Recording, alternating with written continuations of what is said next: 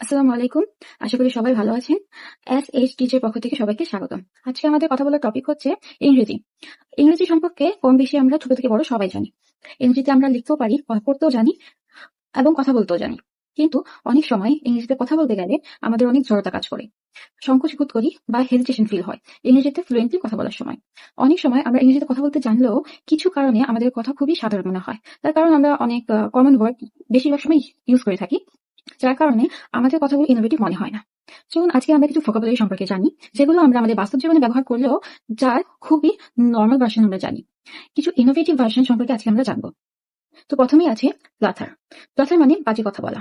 বাজে কথা বলা যখন আমরা বলি তখন আমাদের মাথায় আসে ননসেন্স টক, স্টুপিড টক। ননসেন্স আমরা বাজে কথা হিসেবে ধরি। সেই জায়গায় ননসেন্সের জায়গায় যদি আমরা প্লাথার ইউজ করা শুরু করি তাহলে কথাটা খুব ইনোভেটিভ, স্মার্ট মনে হবে।